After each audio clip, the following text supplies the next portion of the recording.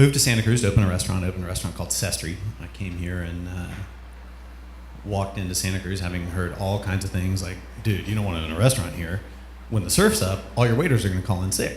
You know, and you know, I came in and met with my staff and I said, hey, I want us to be, we're not going to be the best Italian restaurant, we're going to be the best restaurant in Santa Cruz. And we won all the Good Times Awards that year. That was great. That was cool. I sold the restaurant because of issues with a partner. You know, I had a partner that probably didn't work out so good, and I thought about this talk. Should I tell people, like, you know, all the ins and outs, the clues to being, you know, a small business owner? Do I want to run through economics and the finances and all that? And, you know, I think Dan alluded to it. You know, there's a lot that you learn when you run a small business in a local community. But, you know, the joy in it is what keeps you focused on your product, and that's the most important thing. After that, I ran the Cisco Systems food campus over in San Jose, and I saw my 9 lives go by on that route over 17 at 5 in the morning, and I said, you know what? That's the 8th rec. The next one I'm in it, I'm done with that. So I came back and I became the chef of UC, where I learned new levels of tolerance through union issues, where some of my employees would actually have shrink-wrapped copies of their job description, and when I'd say, "Hey, will you make me a quick marinara?" That's not in my job description. You know, like, dude, really? But you know, I learned that motivating people through empowerment and the joy in what they do, and having a hand in what they make, much like Naomi talked about. Handfuls of spices, you know, that's what I was able to give to all of my employees up at UCSC, and we really made significant change up there in going from basically pre-bought commercial processed food to food from local farms. We increased local purchasing by 500% over the 4 years that I ran there, so that was kind of cool. Most recently, I started a business called FoodSmith, and we make, Bradley's giving me the hoop. That's my boy. He was working on a project when we got here. He has a report due tomorrow, and he said, "Dad, did you plan your speech?" I said, "No, I don't do very well with that. I like to get up and just talk." And he said, "Oh my God, I don't know how you do that." So we got here, and he was like, "It's too noisy. I can't work." And then Sarah said, "I've got the perfect thing. There's a secret room upstairs." And we went upstairs, and there was a trap door. And we pulled it down, and there's a secret room up there. And he was able to go up there and take my computer and do some work. You probably wouldn't find that in the Whole Foods. They're not gonna say, "Hey, there's a secret room you can go with your kids." They got the little free apples and stuff out there. Sure, that's kind of cool.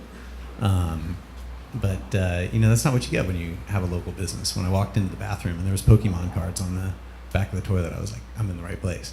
You know, it's a family-run business. One of the most difficult things about running a business on a small scale and competing with a larger food system, or you know, whatever sector you're in, is that they have a lot of people doing all the jobs that you have to do every day as a single person. You know, Whole Foods has an army of people to do a lot of stuff, checking out market research, knowing what's going to be next, and perception. You know, the media can be really difficult in a local food environment, you would think, or in a local, you know, economic environment. Perception. I kind of love this one. Do you guys want to do any interactive stuff? I kind of like this. I mean, I know Naomi took a lot of my time. I think I only have 1 minute, right? But I love perception. So I want to do a little interactive thing with y'all real quick. The 2010 census, it measures, you know, you sign on and you tell the government what your race is, right? We've heard it, right? The country is going to be 50% Hispanic or Latino in, you know, 2020, right? I think they have 2 new categories now. So they have white, non-Hispanic as this first measure, and then they have 6 other categories. So they have white, black, or African American, Asian, Pacific Islander, American Indian, or other. So there's technically, I think, 6. Can anyone guess any of the percentages? Anyone want to venture a guess? If you were to guess what percentage of this country was white in 2010? Anyone Take a wild guess. 25. No. How much of the United States calls themselves white in the 2010 census? 67. 19. It's a wide range. Say you're going to pick black. African American. 7. Yeah, what percent declared? 10. Asian. 5. American Island, Hawaiian, Pacific Islander. That's probably negligible. Native American. 0.5. And then other. Yeah, wouldn't that be nice? That would be the America that we all imagine we live in. 74% of the United States is white. 74%. 14 is black. And 5% is Asian. And other lists, I think, at about 6 or 2 races. So it's kind of wild. We have this perception that we're becoming, culturally and ethnically diverse. And in Santa Cruz, we see it, but in a lot of parts of the United States, we don't. That was just my little exercise in that. A couple of months ago, I got to sit down and have breakfast with Walter Robb, who's the CEO of Whole Foods. And I sat at a table of 10 people and had breakfast with him. It was kind of cool. I went with a kind of entourage from the vegetable processing folks down in Watsonville, but I was going in as an entrepreneur, so I was kind of a spy.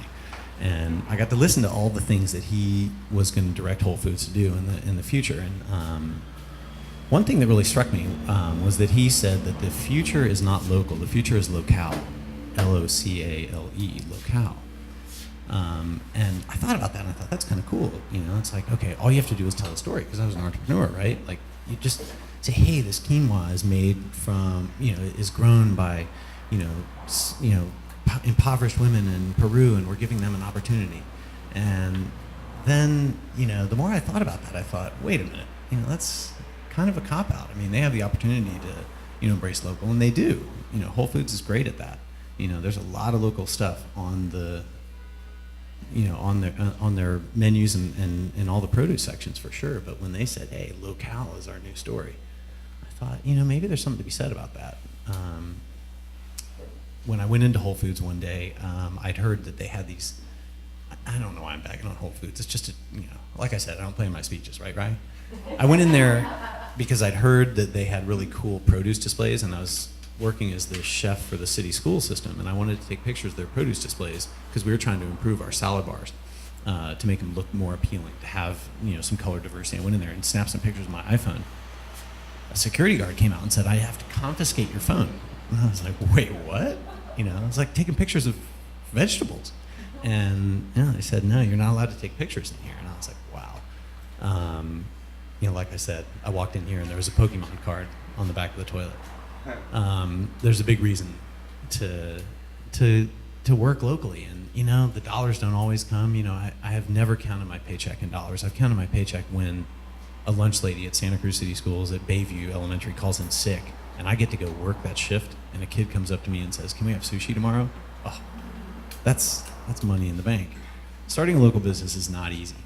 The reason I do what I do started 15 years ago when I drove to, we have a cabin out in Pinecrest, past Sonora, and I was driving, coming up just on Jacktone Road. If anyone goes out there, there's that little farm stand there that sells these ridiculous, and they're probably not organic, but it's ridiculously huge sweet melons and stuff and peaches in the summer.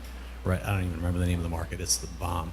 And we drove past there and we're driving through the field, and there's a huge sign, billboard, and it has a picture of a Latino family, and the man is down on the ground, kneeling in his crops, and the mom is in the background, and she looks kind of nervous, and it's somewhat of a caricature, but it's it's meant to look realistic, kind of like that giant strawberry sign with the bikers when you're heading down through the artichokes in Watsonville. And the mom has a couple of kids in front of her, a baby in her arms, and maybe an 11-year-old boy and an 8-year-old girl. And I was driving by and I was like, oh, that's kind of cute. And I look up and the caption says, choose job security, choose Cargill. And that was it. And I drove by and I was like, wait a minute. What the hell is that? And so I stopped and I went back and I looked at it, and I didn't know who Cargill was back then because I'd only bought local ingredients for my stuff. And I looked up and I saw that, and I said, who is Cargill? And I found out that it's this giant, processed food conglomerate that makes oils and French fries and chicken nuggets and stuff like that. And they were, Naomi took all my time. So I looked at that billboard, I took a picture, and I said, I'm going to take you down someday. And that's why I do it. I do it for the people that actually have their hands in the soil, their hands in the spices, and their hands in the malt and the hops, hopefully really soon. Not Cargill. Not Cargill. Thank y'all very much.